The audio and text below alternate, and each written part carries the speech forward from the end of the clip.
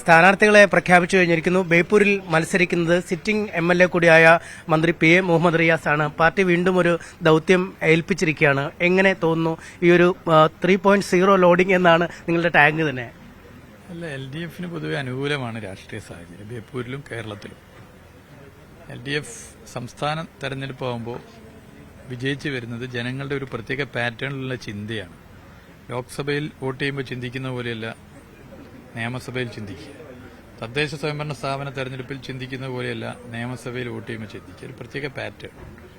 കേരളത്തിൽ പശ്ചാത്തല വികസന മേഖലയിൽ അതുപോലെ വികസനം, സമഗ്ര വികസനം, ജനക്ഷേമ പ്രവർത്തനം, ക്രമസമാധാനം, ഭദ്രം, ഇതൊക്കെ ഇതേപോലെ തുടരണമെങ്കിൽ LDF വരണം എന്ന് കക്ഷി രാഷ്ട്രീയ ഭേദമന്യേ വലിയൊരു വോട്ടർമാർ ആഗ്രഹിക്കുന്നുണ്ട്. അതുകൊണ്ടാണ് UDF വോട്ട് ചെയ്തിരുന്ന വോട്ടർമാരിൽ പലരും നിയമസഭാ തെരഞ്ഞെടുപ്പാകുമ്പോൾ LDF വോട്ട് ചെയ്യുന്നത്. ഇത് പൊതുവെ കേരളത്തിൽ കാണുന്ന ഒരു ട്രെൻഡാണ്. ഇത് ബേപ്പൂരിലുണ്ട്. ബേപ്പൂരിലും ഈ ട്രെൻഡുണ്ട്. 2021 82,000 വോട്ടാണ് കിട്ടിയത്. വലിയ വോട്ടാണ്. ബേപ്പൂർ നിയമസഭാ തെരഞ്ഞെടുപ്പിൽ ഏറ്റവും വലിയ വോട്ടാണ്. അതിനേക്കാൾ ഇത്തവണ കൂടും LDF വോട്ട്.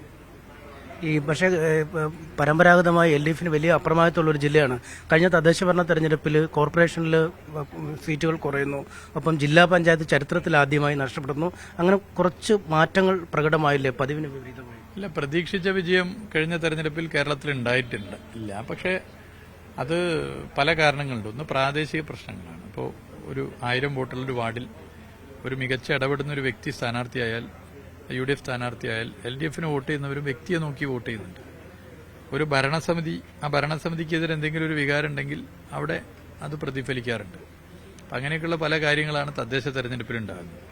കേരളത്തിൽ തദ്ദേശ തെരഞ്ഞെടുപ്പിനെ കണക്ക് പരിശോധിച്ചാൽ എല്ലാ തദ്ദേശ തെരഞ്ഞെടുപ്പ് കഴിഞ്ഞ് മാസങ്ങൾ കഴിഞ്ഞ് നടന്ന നിയമസഭാ തെരഞ്ഞെടുപ്പുകളിലും LDF വോട്ട് കൂടിയിട്ടുണ്ട്, സീറ്റ് കൂടിയിട്ടുണ്ട്. വോട്ടിംഗ് പാറ്റേൺ എടുത്ത് പരിശോധിച്ചാൽ കാണാം. അത് ഇത്തവണയും കൂടും, അതൊരു സംശയമില്ല. ഇതൊക്കെ പറയുമ്പോഴും കോഴിക്കോട് ചില UDF പഞ്ചായത്തുകൾ LDF പിടിച്ചെടുത്തിട്ടുണ്ട്. ഒരു ഭരണവിരുദ്ധ വികാരമായിരുന്നില്ല ഈ അല്ലാതെ നേരത്തെ നമ്മൾ പറഞ്ഞല്ലോ, നേരത്തെ പാർട്ടി മുന്നണിയൊക്കെ പറഞ്ഞതാണ്. തദ്ദേശ തെരഞ്ഞെടുപ്പിൽ ഒരു വേറൊരു വോട്ടിംഗ് പാറ്റേണാണ്. പിന്നെ ഞങ്ങൾ അതിനുശേഷം ഗൃഹസന്ദർശന പരിപാടി സംഘടിപ്പിച്ച് സമയമെടുത്ത്, ഞാനൊക്കെ 6 നിയമസഭാ മണ്ഡലങ്ങളിൽ സമയമെടുത്ത് പോയതാണ്. ജനങ്ങളോട് നന്നായി സംസാരിച്ചു. ജനങ്ങൾ നമുക്കൊപ്പമാണ്. നിയമസഭാ തെരഞ്ഞെടുപ്പ് വരുമ്പോൾ വോട്ട് LDF എന്ന് തദ്ദേശ തെരഞ്ഞെടുപ്പിലും ലോക്സഭാ തെരഞ്ഞെടുപ്പിലും LDF വോട്ട് ചെയ്യാത്ത വോട്ടർമാർ തുറന്നു പറയുകയാണ്. അതിനൊക്കെ വരുമ്പോഴും മറ്റൊരു ഘടകമുണ്ട്. ഇപ്പൊ കഴിഞ്ഞ തെരഞ്ഞെടുപ്പിന് ഇതേപോലെ നിങ്ങളുടെ പാർട്ടിയിലെ MLA ആയിരുന്നയാളാണ് ഇപ്പോൾ താങ്കൾക്കെതിരെ മത്സരിക്കാൻ വരുന്നത്. അടുത്തടുത്ത് ഇപ്പൊ G സുധാകരൻ പോകുന്നു, ഐഷ പോലും ഒരുപാട് പേര് ഒരു കൊഴിച്ചില്ല. അവർ പറയാം അവരുടെ ഭാഷയിൽ വിസ്മയങ്ങൾ. ഈ വിസ്മയങ്ങൾ എങ്ങനെ സ്വാധീനിക്കും? അത് നമുക്ക് വോട്ട് എണ്ണീട്ട് പറയാവുന്ന കാര്യങ്ങൾ. വോട്ട് എണ്ണീട്ട് പറയാം. ഞാൻ ഏതെങ്കിലും ഒരാളെ അപമാനിക്കാൻ ഒന്നും തയ്യാറല്ല. വോട്ടെണ്ണീട്ട് കാണും. അതൊക്കെ എല്ലാ കാലത്തും ഇങ്ങനെ പല താങ്കളെ വ്യക്തിപരമായി ആക്രമിച്ചാണ് അദ്ദേഹം കുറച്ച് ആളുകളായി. അത് അങ്ങനെയൊക്കെ പറയേണ്ടവർ പറഞ്ഞോട്ടെ. ഞാൻ അതേ രീതിയിൽ ആരെയും മറുപടി പറയാൻ ഉദ്ദേശിക്കുന്നില്ല. അത് വോട്ടെണ്ണീട്ട് നമുക്ക് കേരളത്തിന്റെ പൊതുകാര്യമാണല്ലോ ഇപ്പൊ പറഞ്ഞത്. വോട്ടെണ്ണീട്ട് കാണാം. അതൊക്കെ എല്ലാ അതിന്റെ ഒരു പ്രതിഫലനമായിട്ടാണ് ആള് ബേപ്പൂരിൽ മത്സരിക്കാൻ നിലമ്പൂരിൽ നിന്നും അല്ല. നമുക്ക് അതിലൊന്നും വേറെ നമ്മൾ നോക്കേണ്ടത്. ജനാധിപത്യത്തിൽ ആർക്കും എവിടെയും മത്സരിക്കാം.